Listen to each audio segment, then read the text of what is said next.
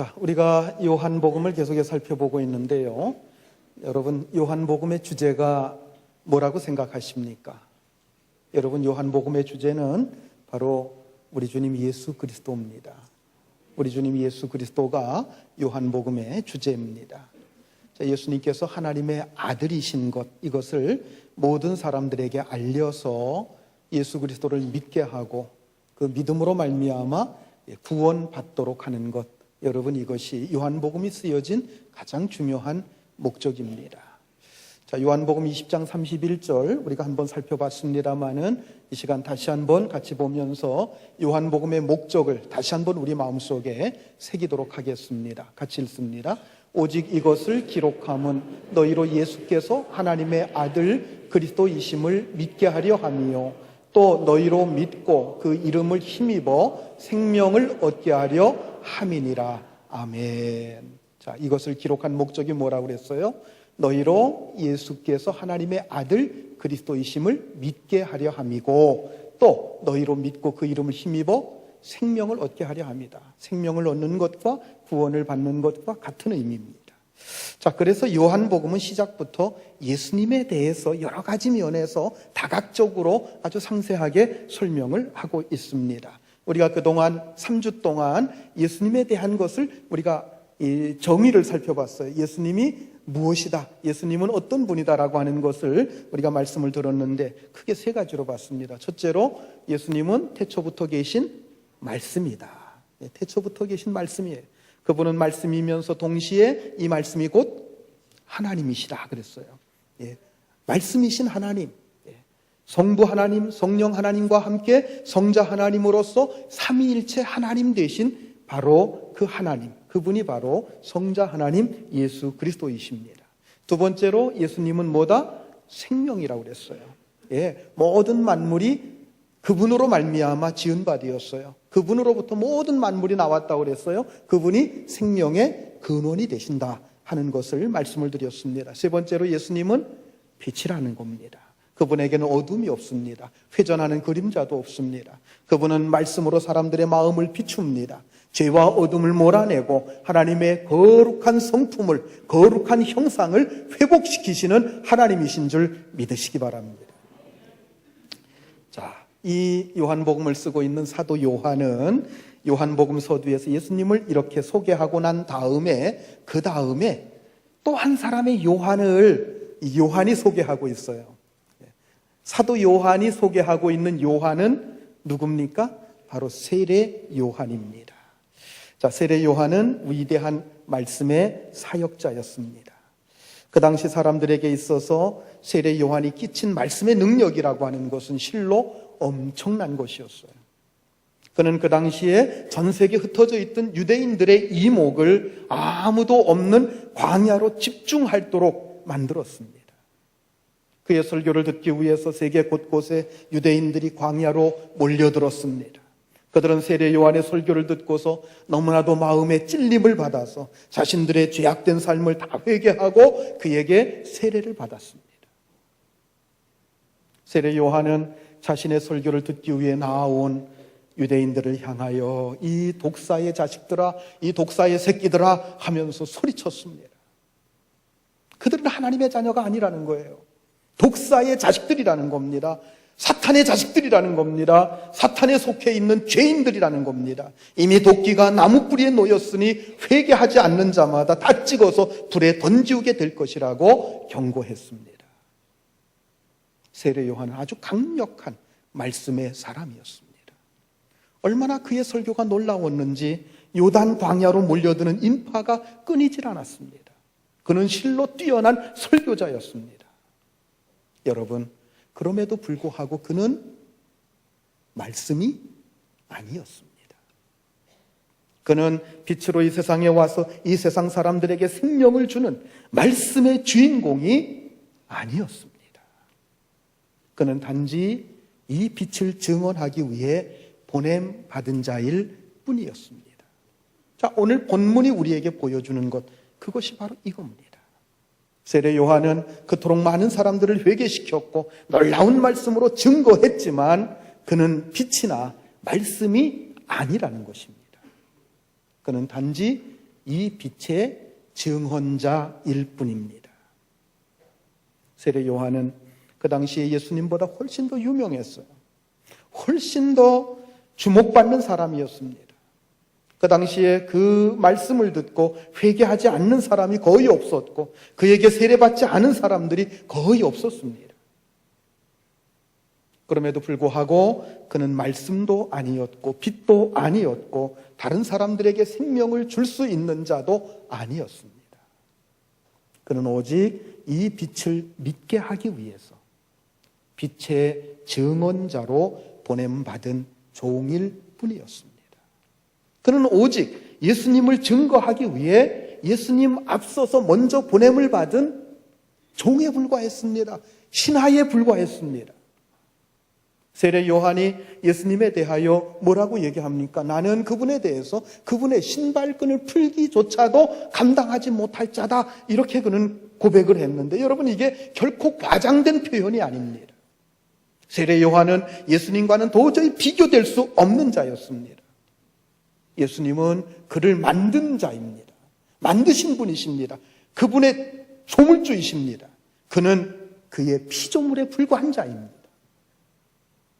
세례 요한은 다른 사람에게 회개할 것을 촉구했지만 그는 단 한 사람의 죄도 자기 스스로 용서할 수 없었습니다. 오직 사람의 죄를 용서하실 분은 예수님밖에 없습니다. 세례 요한은 물로 세례를 주었습니다. 예수님의 제자들도 물로 세례를 주었습니다. 그러나 예수님은 물로 세례를 주지 않으셨습니다. 그것은 자신이 성령으로 세례 주실 분임을 아셨기 때문입니다. 여러분, 우리의 죄를 씻으실 수 있는 분, 그분은 위대한 설교자가 아닙니다. 세례 요한이 아닙니다. 요한 웨슬레나 빌리 그레함이 아닙니다. 오직 예수님밖에는 없습니다.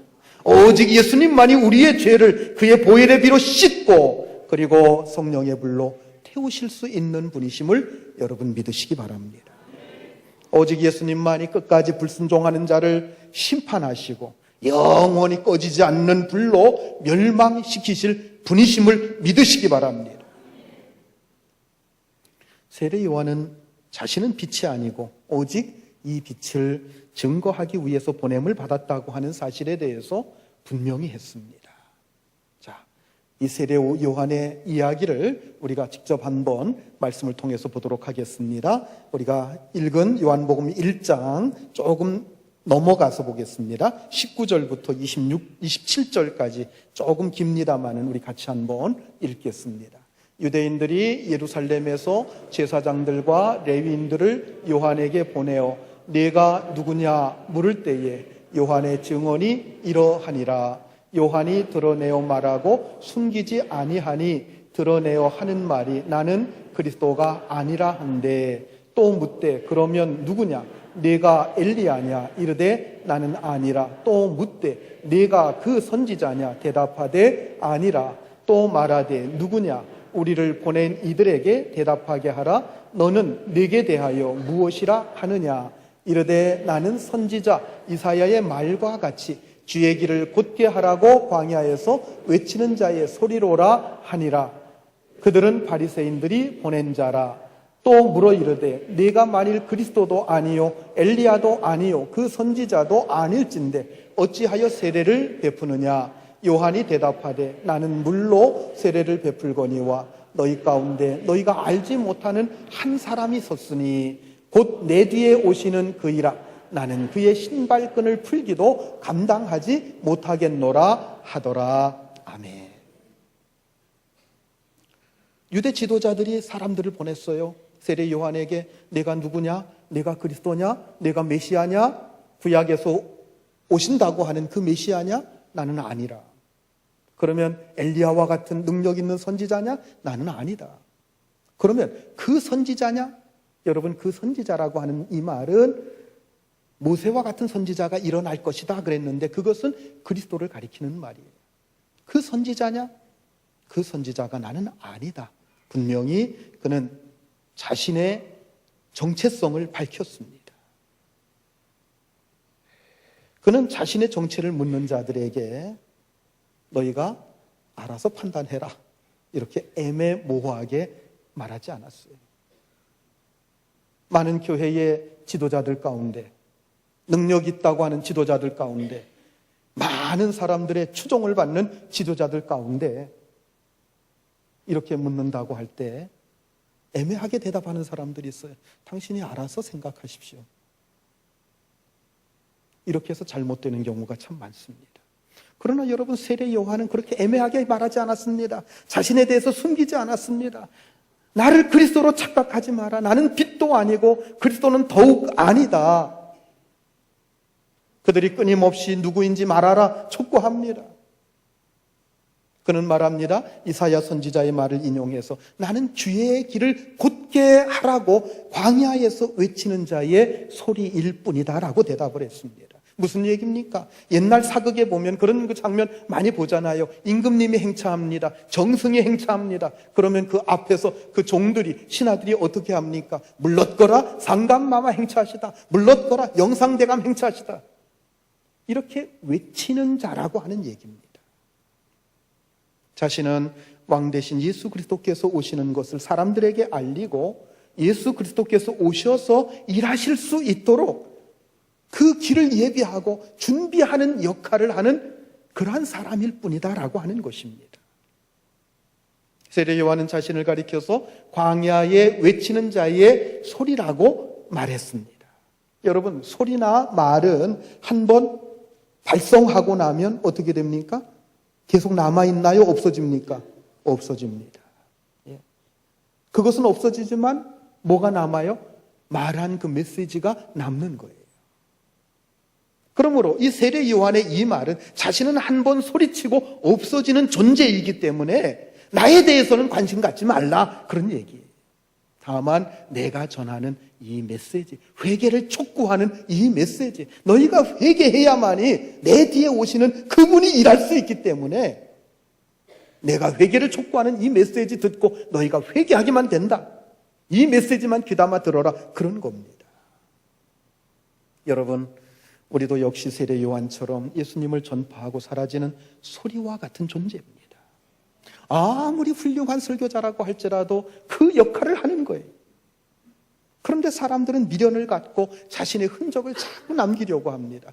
그래서 죽어서도 흔적을 남기려고 해요. 그래서 비석 같은 데 세워가지고 뭔가 자기 공적을 거기다가 표시하려고 합니다.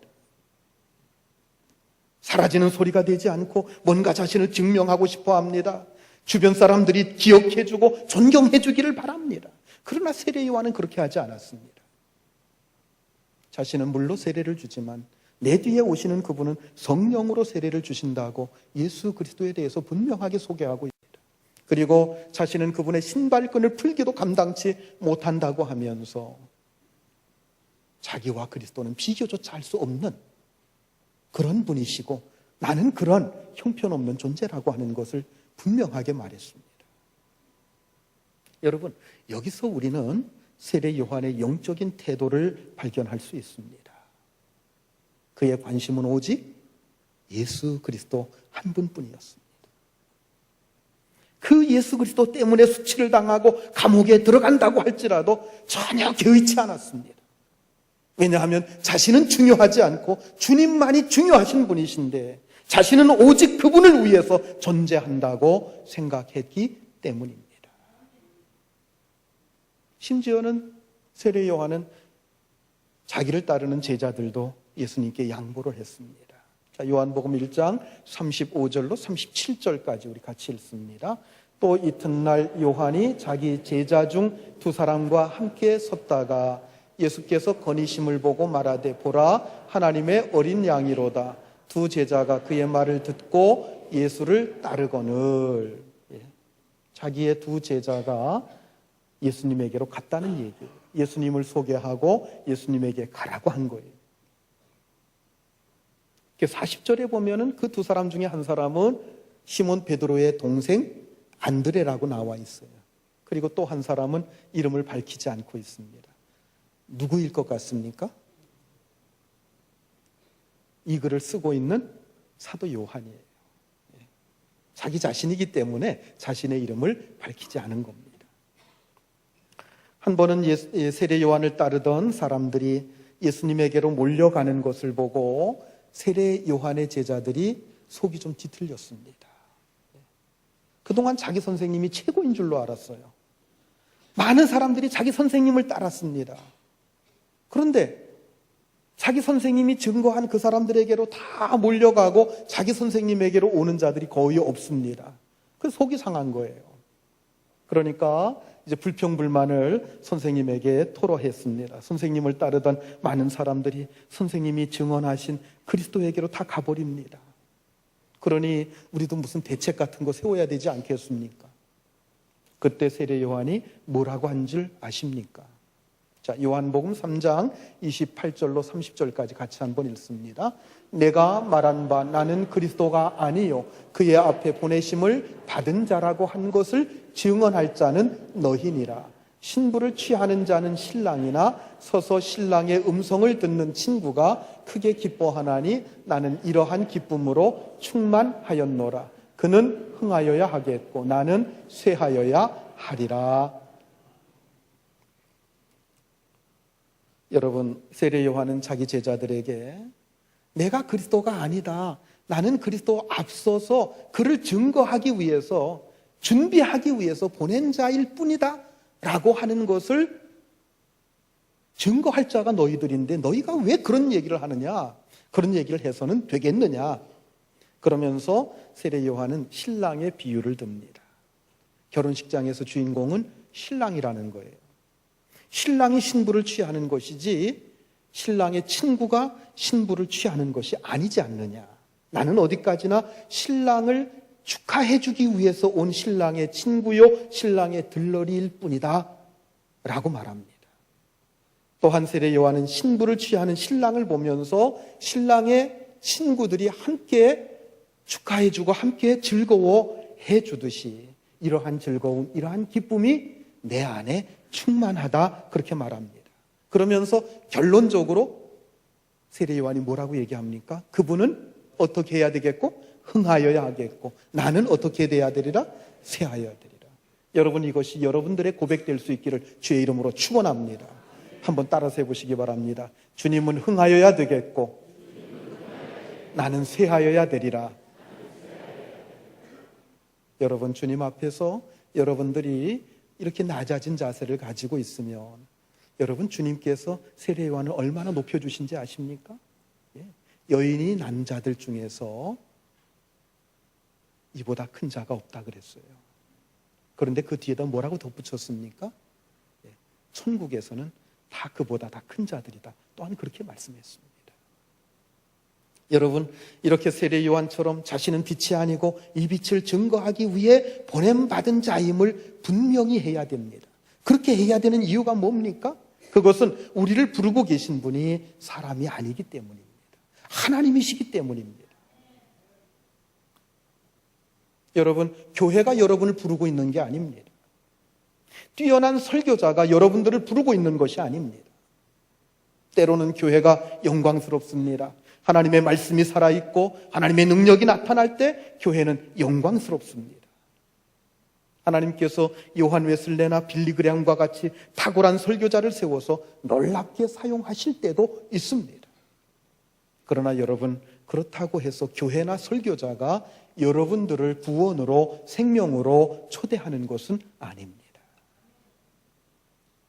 우리를 부르고 계신 분은 교회나 설교자가 아니라 영원 전부터 계신 하나님이신 줄 믿으시기 바랍니다. 그래서 위대한 설교자만 붙들고 있으면 영생이 보장된다고 생각하지 마십시오. 또한 아주 크고 훌륭한 교회에 속해 있다고 해서 저절로 구원받았다고 착각하지 마십시오. 오직 생명과 구원은 그리스도 안에 있습니다. 오직 예수님만이 우리에게 생명을 주시는 줄 믿으시기 바랍니다. 그러므로 그 주님의 말씀을 듣고 주님께로 나아가지 않는 이상 아무 소용이 없다고 하는 것입니다. 유대인들은 세례 요한의 설교를 듣고 자신들의 죄를 회개하고 물로 세례까지 받았습니다. 그런데 그들은 정작 주님의 말씀을 듣지 않았어요. 주님의 말씀을 듣지 않는 그들은 요한의 세례를 받았다 할지라도 아무 의미가 없습니다. 그들은 잠시 세례 요한의 빛에 있기를 좋아했지 참빛 대신 예수 그리스도 앞으로 나아가지 않았던 것입니다. 예수 그리스도에게로 나아가지 않는 말씀이나 교회는 여러분 생명을 줄 수가 없습니다. 아무리 탁월한 말씀의 사역자라 할지라도 그가 할 수 있는 것, 그것은 오직 예수 그리스도를 사람들 앞에 소개하는 것뿐입니다. 세례 요한의 말처럼 세례 요한을 비롯한 많은 설교자나 전도자는 신부를 신랑에게 소개해주는 친구일 뿐이라고 하는 것입니다. 그러므로 여러분, 오직 예수 그리스도가 우리 중심에 계셔야 되는 줄 믿으시기 바랍니다. 그런데 우리가 얼마나 자주 예수 그리스도를 다른 것들과 적당히 묶어서 생각하고 있는지 몰라요. 우리 중심에 예수 그리스도가 안 계시면 다른 것들이 아무리 잘 갖춰져 있다고 할지라도 소용이 없다고 하는 사실을 여러분 기억하시기 바랍니다. 주님께서 베드로와 요한과 야고보 세 제자를 데리시고 높은 산에 올라가신 적이 있습니다. 그때 주님께서 아주 놀랍게 변화되셨습니다. 아주 광채가 나고 희고 아주 신비롭게 변화가 되셨어요. 그런데 주님만 그렇게 변화돼서 나타난 것이 아니라 그 양옆에 모세와 엘리야가 함께 나타났습니다. 그때 그 황홀한 그 장면을 보면서 베드로가 얘기를 합니다. 주님, 제가 여기에다가 초막 3개를 짓겠습니다. 하나는 주님을 위해서, 하나는 모세를 위해서, 하나는 엘리야를 위해서 초막 3개를 짓고 제가 이 3분을 계속 잘 섬기겠습니다. 너무나도 영광스러워서 그렇게 고백을 했어요. 여러분, 그 순간 어떻게 됐습니까? 하늘에서 구름이 내려와 가지고 그 찬란한 모습을 다 가리웠습니다. 그리고선 음성이 들립니다. 이는 내 사랑하는 아들이니 너희는 그의 말만 들으라. 이런 하늘의 음성이 들렸어요. 그리고 눈을 들어보니까 다 사라지고 예수님만 그 자리에 계셨습니다. 여러분, 모세와 엘리야를 주님과 함께 모신다고 하는 것이 말이나 됩니까? 여러분, 하나님께서 가장 싫어하시는 것이 뭔지 아십니까? 사람들이요, 서로가 서로를 축혀 세우면서 영광을 서로가 나누어 갖는 거예요. 그런데 많은 신자들이 그것을 위해서 교회에 오는 경우들이 굉장히 많다고 하는 겁니다. 예수님을 모세와 엘리야와 같은 수준에서 모시고 있는 거예요. 세례 요한을 예수님처럼 대단하게 생각하는 겁니다. 그러나 여러분, 이것은 하나님 앞에 너무나도 크나큰 죄를 짓는 것임을 우리는 알아야 될 것입니다. 천주교에 대한 얘기를 해서 대단히 죄송합니다만 천주교에 가보면은요, 누가 하나님이고 누가 사람인지 정말 헷갈려요. 입구에서부터 마리아 상이 있고 예수님은 항상 마리아가 안고 있는 유약한 어린 아기에 불과한 거예요. 그리고 안에 들어가 보면 바울이나 베드로를 비롯한 사도들의 상을 쭉 이렇게 만들어 놓은 것도 볼 수가 있습니다. 사실 마리아는 육신적으로 예수님을 낳으신 어머니이긴 하지만 예수님과는 도저히 비교가 될 수 없는 한낱 인간에 불과한 자입니다. 그리고 성경에서도 보면 마리아에 대해서 그렇게 비중 있게 다루지도 않아요. 물론 그녀는 순결한 여인이었습니다. 육신적으로 예수님을 낳은 분으로서 남편 요셉과 함께 충분히 존경받을 수 있는 인물임에는 틀림이 없어요.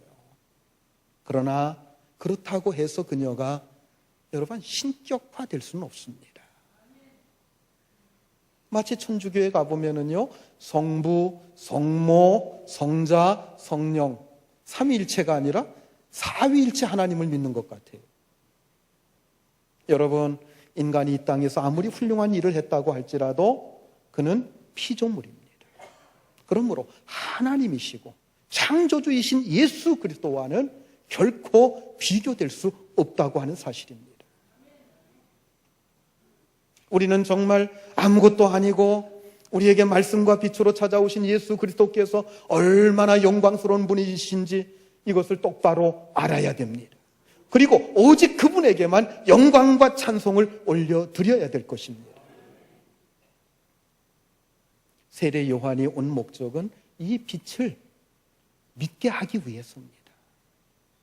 그런데 여러분, 빛을 빛이라고 증거할 필요가 있겠습니까? 빛은 그 자체가 빛 아닙니까? 여러분, 빛이 비치면 다 빛인 줄 알잖아요. 빛을 빛이라고 증거할 필요가 없어요. 왜냐하면 빛 자체가 빛이기 때문입니다. 이처럼 예수님은 세례 요한의 증거가 필요가 없었습니다. 예수님 자신만으로도 충분히 빛이셨습니다. 너무나도 찬란한 빛이셨습니다. 마치 태양빛과 같이 아주 눈부신 빛이셨습니다. 그런데 여러분, 문제는 사람들이 이 빛을 알지 못한 거예요. 빛이 사람들 속에 비쳤지만 사람들이 깨닫지 못했다, 그렇게 말씀하고 있습니다. 그 이유가 뭡니까? 그 이유가 뭘까요? 찬란한 태양빛이 비치는데 왜 빛을 보지 못할까요? 여러분, 어떤 자가 빛을 보지 못합니까? 소경된 자가 빛을 보지 못합니다. 아침에 찬란한 태양이 떠가지고 온 누리를 환하게 비추고 있는지,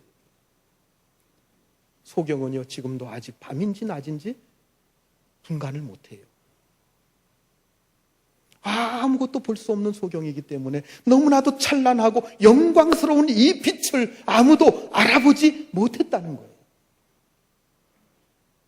고린도후서 4장 3절로 6절까지 우리 같이 한번 말씀의 뜻을 생각하면서 같이 읽습니다. 만일 우리의 복음이 가리었으면 망하는 자들에게 가리어진 것이라. 그 중에 이 세상의 신이 믿지 아니하는 자들의 마음을 혼미하게 하여 그리스도의 영광의 복음의 광채가 비치지 못하게 함이니, 그리스도는 하나님의 형상이니라. 우리는 우리를 전파하는 것이 아니라 오직 그리스도 예수의 주 되신 것과 또 예수를 위하여 우리가 너희에 된 것을 전파함이라. 어두운 데에 빛이 비치라 말씀하셨던 그 하나님께서 예수 그리스도의 얼굴에 있는 하나님의 영광을 아는 빛을 우리 마음에 비추셨느니라. 아멘. 모든 사람들은 이 세상에서 역사하고 있는 악한 영들 때문에 여러 가지 사상과 잡신들의 그 종교와 이런 것들 때문에 그 마음이 어두워져서 사람들은 모두 다 뭐가 됐다고요?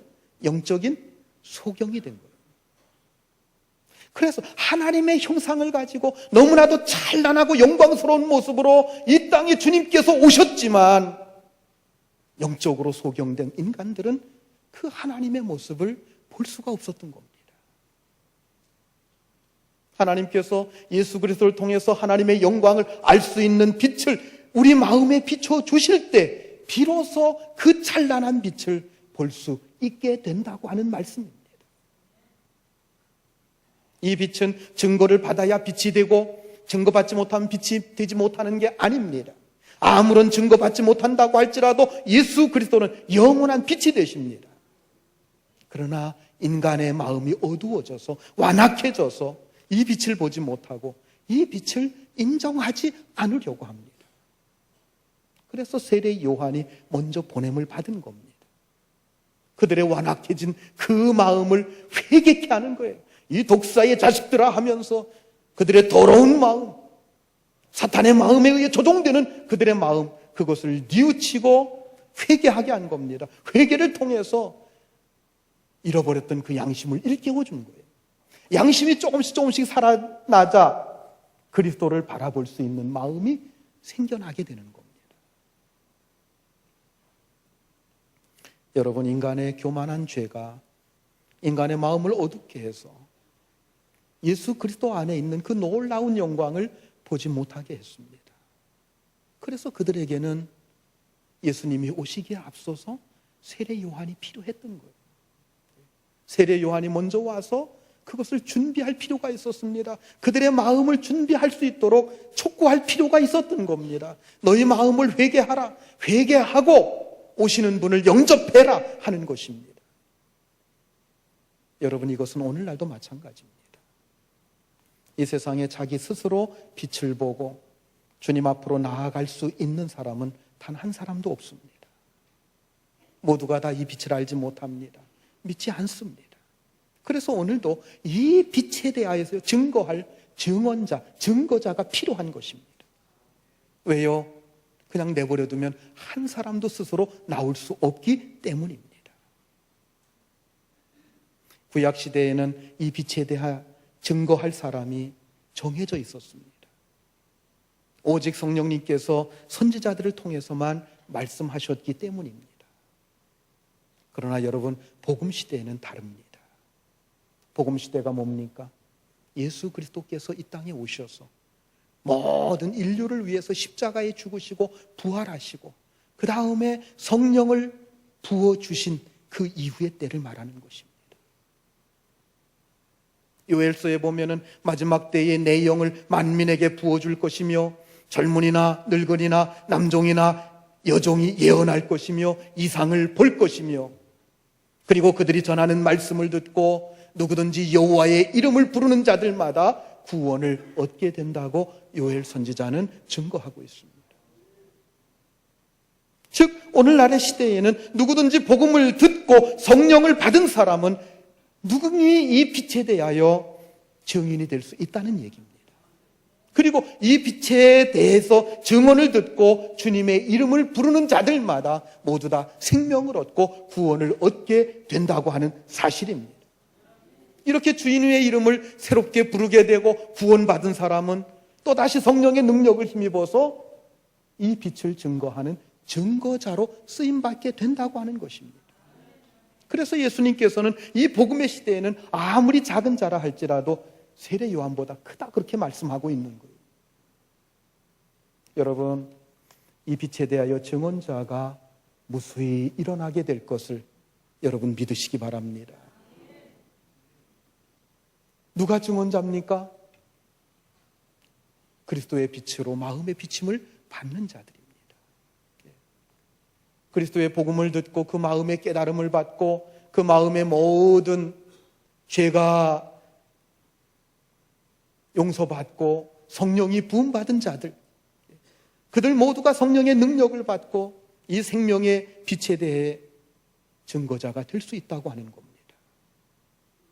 누구든지 하나님 앞에 나와 주의 이름을 부르며 예배하는 자들은 그러므로 하나님께로부터 보냄받은 자들이라고 하는 사실입니다.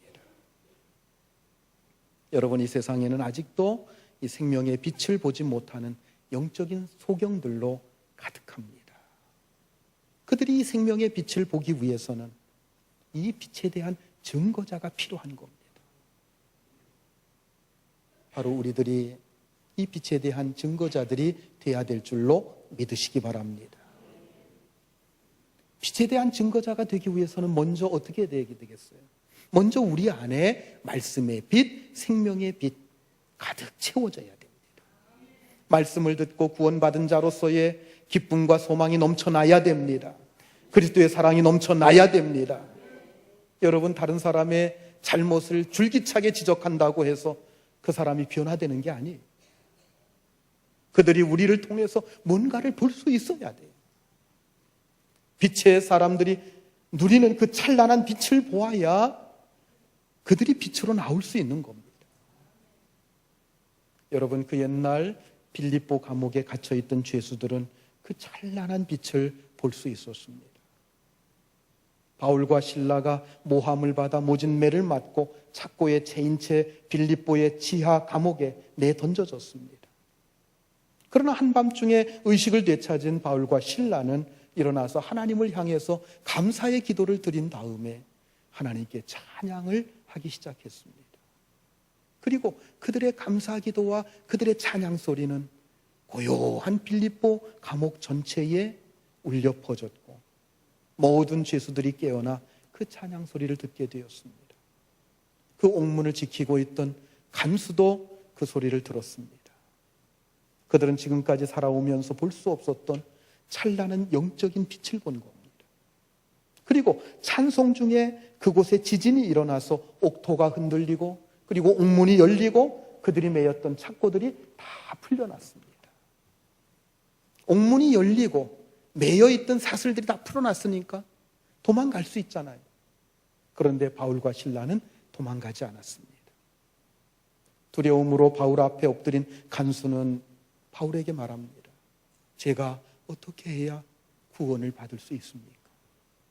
그때 바울이 저 유명한 말을 하는 거예요. 주 예수를 믿으라. 그리하면 너와 내 집이 구원을 얻으리라. 그 말씀이 바로 그 장면에서 나오는 말씀이에요. 바울과 실라를 자기 집으로 모시고 간 간수는 자기 집 식구들 모두가 다 바울의 말씀을 듣고 세례를 받게 되었는데, 그렇게 해서 저 유명한 빌립보 교회가 탄생이 된 겁니다. 사랑하는 성도 여러분, 저와 여러분들은 이 바울과 실라처럼 이 세상 사람들에게 이 생명의 빛을 보여줄 수 있어야 됩니다.